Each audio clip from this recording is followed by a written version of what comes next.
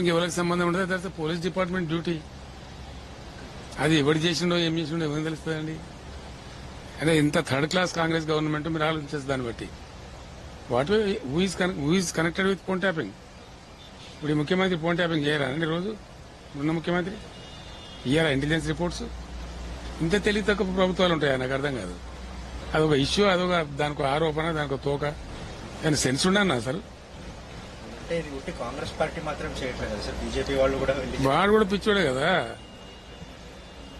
వాడు కూడా పిచ్చోడే కదండి. నాకు అంత ఫోన్ ఏంది, ట్యాపింగ్ ఏంది అని బొందా. జస్ట్ పోలీస్ డిపార్ట్మెంట్ మ్యాటర్, అది మాకేం సంబంధం ఉంటుందండి? అది వాట్ వీఆర్ కన్సర్న్. సార్ ఇప్పుడు ఇంకొకటి, వాళ్ళు ఈ పవర్ సిచ్యువేషన్ మీద మీరు మేనేజ్ చేశారు. అది ఎవడన్నా ముడుతున్నావన్నా నోరుతున్నావన్నా ఇదే భాషలో చూపి నువ్వు దేంతో నవ్వానండి ప్రజలు? ఎక్కడున్న తెలంగాణ కరెంటు ఎక్కడ తెచ్చినా మేము అది మిస్ మేనేజ్మెంట్ అయితే అదే తలా తోకున్నాడు చెప్తాడు ఎవడన్నా?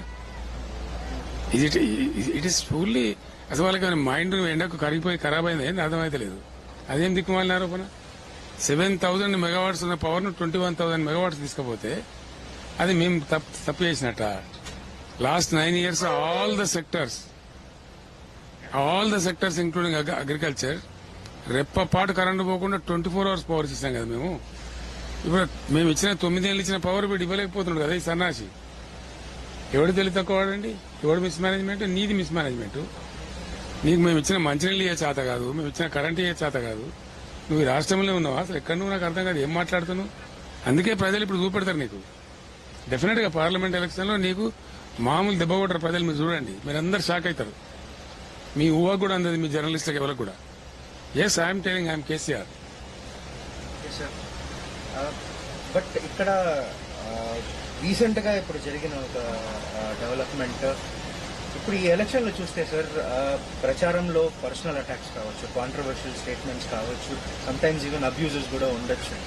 కాకపోతే మీ మీద ఒక 48 గంటలు బ్యాన్ అనేది ఇంపోజ్ చేయటము ఈసీ పార్షల్ గా వివరించిందనుకుంటున్నాను. డెఫినెట్ గా నరేంద్ర మోడీ తొత్తుగా వివరించారు. వాళ్ళు కంప్లైంట్ చేసింది కాంగ్రెస్. ఇద్దరు కలిసే ఉన్నారు కదా, Congress BJP. Last assembly election లో కలిసి ఉన్నారు, ఇప్పుడు కూడా కలిసే ఉన్నారు. దాని డౌట్ ఎందుకు? అంటే దీని ఎలా మీరు అంటే మీరు ఎలా అందుకే నేను ఏమంటే it was a press meet, it was not election meeting. అయినా కూడా వల్గర్ గా తీసుకొని ఇప్పుడు నరేంద్ర మోడీ రోజు అడ్డమైన మాటలు మాట్లాడుతున్నాడు. ఆయన చెప్పేది కనిపించాయి, మతపరమైన కనిపించాయి, హిందూ ముస్లిం అని మాట్లాడతాడు రోజు, అది కనిపించేది ఈసీకి. ఇక్కడ రేవంత్ రెడ్డి కూడా అబ్యూజివ్ లాంగ్వేజ్ మాట్లాడతాడు, అది కనిపించేది ఈసీకి. అవన్నీ పవిత్రం, బైబిల్ లాగా ఖురాన్ లాగా ఉంటుంది. నేను పద్మశాలి కార్యకర్తలు పాపం వాళ్ళు చచ్చిపోతున్నారు, ఆత్మహత్య చేసుకుంటున్నారు, వాళ్ళకున్న పెండింగ్ బిల్స్ ఇవ్వండి, కొత్త ఆర్డర్లు ఇవ్వండి అని నేను మాట్లాడితే వాడు మీరు నిరోధులు అమ్ముకొని బతకండి, పాపడాలు అమ్ముకొని బతకండి అంటే నాకు కోపం వచ్చింది. ఇదేం దరిద్రంలో కుక్కల కొడుకులారా నేను దాన్ని పట్టుకుని ఇది అబ్యూజివ్ లాంగ్వేజ్ అని నా మీద కథ కట్టి, కుట్ర కట్టి, కక్ష కట్టి they wanted to suppress my voice. దానికోసం 48 గంటలు నిషేధం పెట్టినది. ఏం ఫరక్ కాదు, ఏం తేడా రాదు దాంతో. People will react more on that. Telangana అంతా ఆలోచిస్తుంది ఇలా ఎందుకు పెట్టారు కేసీఆర్ మీద బ్యాను, మెయిన్ మైసా బీఆర్ఎస్ అంటే వీళ్ళిద్దరు గద వణుకుతున్నారు. ఆయన బస్సు యాత్ర స్టార్ట్ అయిన తర్వాత ఆయన దానికది నిదర్శనం. అంతకని వాళ్ళ బేల పిరికితనం అది. సార్ ఇప్పుడు నేషనల్ లెవెల్లో ఒక పెద్ద చర్చ ఏం జరుగుతుందంటే, ఒకవైపు కాంగ్రెస్ బీజేపీకి ఓటేస్తే రిజర్వేషన్ రద్దు అవుతుంది, రాజ్యాంగం మారిపోతుంది అని అంటున్నారు. ఇంకోవైపు వాళ్ళ మంత్రులే ఇచ్చిండు కదనండి, షెకావతే ఇచ్చిండు కదా రాజ్యాంగం మారిస్తే తప్పైంది అని. కాబట్టి రాజ్యాంగం మారితే వాళ్ళు ఉన్మాదులు, ఆ బీజేపీ ఉన్మాదుల పార్టీ. వాడు ఏం చేసినా చేస్తారు, పిచ్చోని చేతుల రాయి. అంతే. ఇప్పుడు నరేంద్ర మోడీ ఏం చేసిందండి ఈ దేశంలో? నరేంద్ర మోడీ వల్ల ఏ ఒక్క వర్గానికైనా, ఏ ఒక్క సెక్షన్కైనా ఏమైనా జరిగిందా? రూపాయిలో 84 రూపాయలు పడిపోయింది. సిగ్గుచేటు. ఇంకా నరేంద్ర మోడీ సిగ్గుంటే అసలు ఓటే అడగద్దు. అంతే కదా? ఆయనకేమైనా సిగ్గుందా? ఆయన ముఖ్యమంత్రి, గుజరాత్ ముఖ్యమంత్రి ఎట్లా మాట్లాడి క్యో హిందుస్థాన్ కా రూపాయ గిరతాయి, క్యో హిందుస్థాన్ కా రూపాయ గిరతాయి. As KCR I'm asking mister Narendra Modi क्यों इंडियन रूपी गिरा है आपके काल में, क्यों गिरा है? और इतना बुरा 84 रुपीज डॉलर के प्रति क्यों गिरा? क्या मोदी का जवाब क्या है इसका? ये नो फेस टू से. అన్ని పోయినాయి అన్ని. దేశం కుప్ప అయిపోయింది కదా.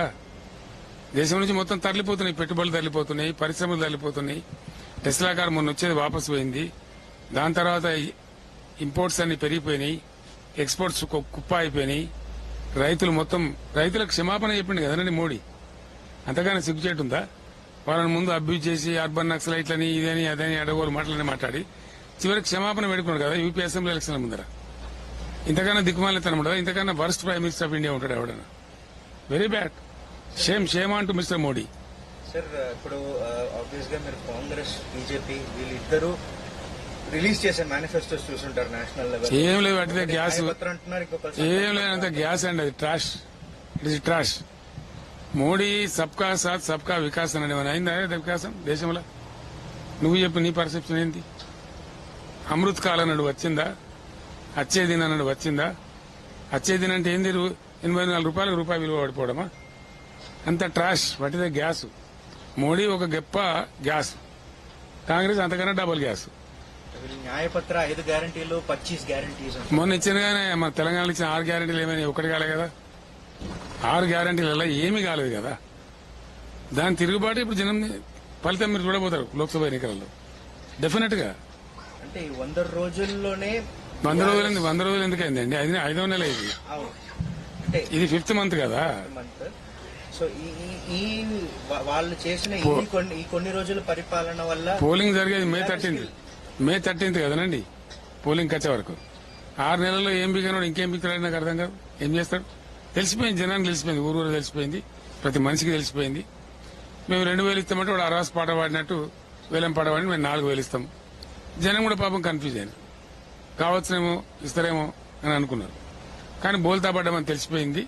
ఇప్పుడు గ్యారంటీగా కాంగ్రెస్ వాళ్ళు బోల్తా వేయడం ఖాయం, బీజేపీని తొక్కిపారేయడం ఖాయం.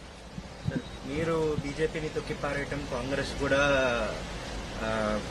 సఫర్ అవుతారంటున్నారు. కానీ వాళ్ళు ఇన్ఫాక్ట్ రేవంత్ రెడ్డి, ఉత్తమ్ కుమార్ రెడ్డి వీళ్ళందరూ స్వయంగా చెప్పినది ఏంటంటే ఈ లోక్సభ ఎలక్షన్ తర్వాత మీ పార్టీలో 1 ఎమ్మెల్యేలు ఉండరు, 26 ఎమ్మెల్యేలు మాతో టచ్లో ఉన్నారు, చేరబోతున్నారు. ఇవన్నీ చూస్తే కనుక అసలు మీకు తెలియదు, ఉల్టా వాళ్ళ ఎమ్మెల్యేలే మాత్రం టచ్ ఉన్నారు ఇప్పుడు. మీకు తెలియదు, ఎందుకంటే రేవంత్ రెడ్డి మీద కేసులున్నాయి. డెఫినెట్ గా అది వస్తుంది, ఆయన జైలుకు పోవడం ఖాయం, ఎవడు ఆపలేడు. ఎందుకంటే రెడ్ హ్యాండెడ్ కేసు కదా అది, ఓటుకు నోటు కేసు. ఇప్పుడు పీక్ వచ్చింది అది. దాని తర్వాత మళ్ళీ అన్సర్టనిటీ కాంగ్రెస్ లో. అందుకే వాళ్ళు చెప్తున్నారన్న మా వాడు బీజేపీలో అయినా పోతాడు కేసు నుంచి బచాయించుకోవడానికి. కాబట్టి మేము రెడీ ఉన్న 30 మంది మీరు గ్యారంటీగా మనం కలిసి ఫామ్ చేద్దాం గవర్నమెంట్ అని వాళ్ళు మాత్రం టచ్ లేదు, మేము టచ్ లో లేము. మొన్న రేవంత్ రెడ్డి పెద్ద పోజు కొట్టిండు కదనండి, నీ దొడ్లు ఎవరు ఉంటాడో ఇవాళ సాయంత్రానికి అని. ఒక్కడు పోలేవాడు, మరి దొడ్డేటివా ఇక్కడే పోయా అంత బట్టి గ్యాసు. ఎప్పుడు కూడా ప్రజాస్వామ్యంలో రాజకీయాలలో అతి గర్వం పనికిరాదు, అహంకారం పనికిరాదు. వాళ్ళ అహంకారమే వాళ్ళని బొందబెట్టబోతా ఉన్నది.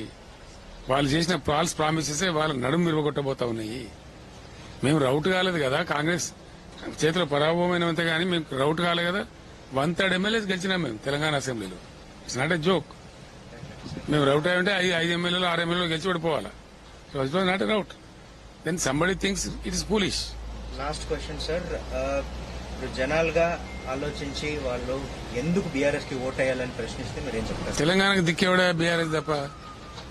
ఇప్పుడు డైరెక్ట్ గోదావరి తీసుకుపోయి తమిళనాడుకి ఇస్తా అంటూ నరేంద్ర మోడీ ముఖ్యమంత్రి సపడే లేదే. కేఆర్ఎంబీ ఇమని నన్ను అడిగితే నేనున్న 10 ఏళ్ళు నేను ఇయ్యలేదు. మీరు కొంచెం కృష్ణాకి అప్ప చెప్పిండ్రు. Then who is the saviour of Telangana? You tell me, who is the saviour? So ఈ ఎన్నికల్లో బీఆర్ఎస్ కి ఓటేస్తే జనానికి వచ్చే ఫలితం ఏంటి? డెఫినెట్ గా గోదావరి కృష్ణ నీళ్లు బతుకుతాయి, తెలంగాణ ఆత్మగౌరవం బతుంది, తెలంగాణ అస్తిత్వం బతుంది. మేము ఎవరి చేతుల కీలుబొమ్మ కాదు. ఎందుకంటే మా బాసులు తెలంగాణ ప్రజలు, మాకు బాసులు ఢిల్లీలో లేరు. వీళ్ళేమో ఢిల్లీ గులాములు. ఇది పోయినసారి 4 బీజేపీ ఎంపీలు గెలిచారు, కేంద్ర మంత్రులు ఏం చేశారండి? 5 రూపాయల పని చూపిస్తావా? 5 రూపాయలు. కాబట్టి ఇదంతా గ్యాస్ ట్రాష్ వాళ్ళు చెప్పేది జనానికి అర్థమైంది.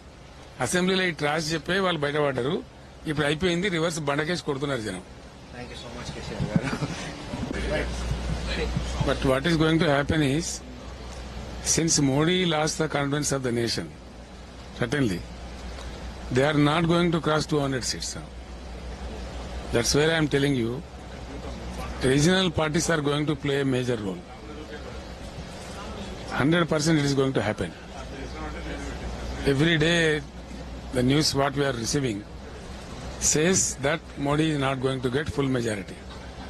That is the reason वो कुर्ता कामीज पाड़ रहे हर दिन, जो क्योंकि maybe it looks like unbelievable to you, but politics is a dynamic situation, you know.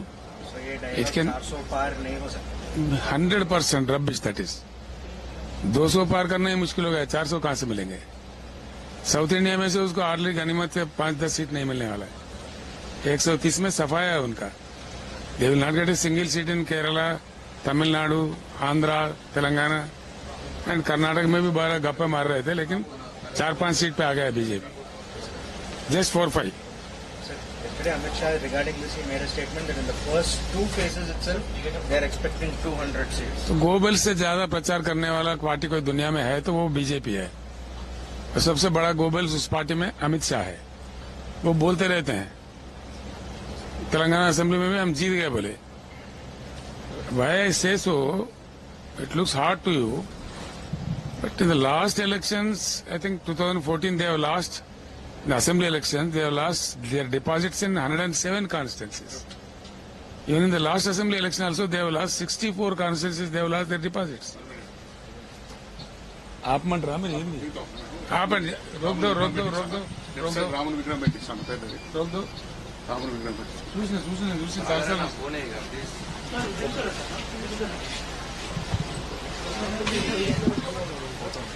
So the question here is, bye. Question here is, they say Goebbels, more than Goebbels. తెలంగాణలో 107 సీట్లలో deposit పోయింది బీజేపీకి. మొన్నటి దానిలో 64 సీట్లలో పోయింది. ఇవాళ మళ్ళీ ఇప్పుడు కూడా మాకు సీట్లు వస్తాయని మాట్లాడతారు. దానికి ఏం చెప్పాలా? ఒకవేళ వాళ్ళకి సీట్లు వచ్చే పరిస్థితి కరెక్ట్ అయితే మా పార్టీ అభ్యర్థి ఎంత సీట్లు ఎందుకు తిరిగింది?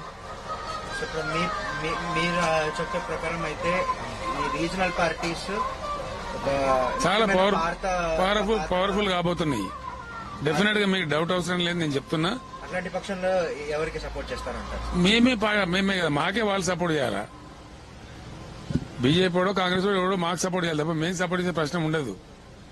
రీజనల్ పార్టీస్ వాళ్ళకి సపోర్ట్ చేయడం అనేది that is the reason I said it's important. ఈ ఎన్నికల తర్వాత రీజనల్ పార్టీస్ కి వాళ్ళు సపోర్ట్ చేయాలి తప్ప వాళ్ళకి రీజనల్ పార్టీ సపోర్ట్ చేసే సమస్య లేదు. వాళ్ళ నాయకత్వంలో రీజనల్ పార్టీస్ పనిచేయవు. That is going to happen. మరి ఇందులో ముఖ్యమంత్రి నిర్ణయం అనేది చాలా ముఖ్యమంత్రి కాదు, ప్రధానమంత్రి నిర్ణయం అనేది చాలా చర్చించే విషయం. చాలా కష్టం. ఏముంటుందండి దాని ఇబ్బంది ఏముంటుందండి? అందరూ అట్లే అనుకుంటారు అయ్యే పోతే అమాస పోతుంది అని శాస్త్రం ఉంది మన తెలంగాణలో. ఏముంటుంది? ఎవరినో ఒకరు మంచి వ్యక్తిని చూసి పెట్టుకుంటారు, ఎక్స్పీరియన్స్ ఉన్న వ్యక్తిని. దానికి వీళ్ళేం పెద్ద మునగాల, వీళ్ళేం పీకింది ఏమో నాకు అర్థం కాదు. ఏం చేశాను వీళ్ళు? కాంగ్రెస్ ఎంతమంది ప్రధానమంత్రులు ఏం చేసిండ్రు? వీళ్ళు ఏం చేసిండ్రు? దేశం గతి ఏంది? ఇలా మంచి నీళ్ళు లేవు, సాగునీళ్ళు లేవు, కరెంట్ లేదు. 75 ఏళ్ల తర్వాత మినిమం ఇన్ఫ్రాస్ట్రక్చర్ దిక్కు లేదు. ఏముంది ఈ దేశంలో? నాకు అర్థం కాదు అసలు. ఈ దేశం అంతా సర్వనాశనం పడిస్తే కదా. ఇప్పుడు కాంగ్రెస్ టైంలో బ్రెయిన్ డ్రైన్, బీజేపీ టైంలో క్యాపిటల్ డ్రైన్. పారిపోతున్నారు దేశం. People are running away from the country. It's reality. 5-6 వేల కోట్ల ఆస్తి ఉన్నాడు కూడా ఈ దేశంలో ఉండడానికి ఇష్టపడతలేడు. వెళ్ళిపోతున్నారు. ఏ యూరప్కో, ఏ సింగపూర్కో, దుబాయ్కో వెళ్ళిపోతున్నారు. It's very important point I'm telling you. It is going to happen.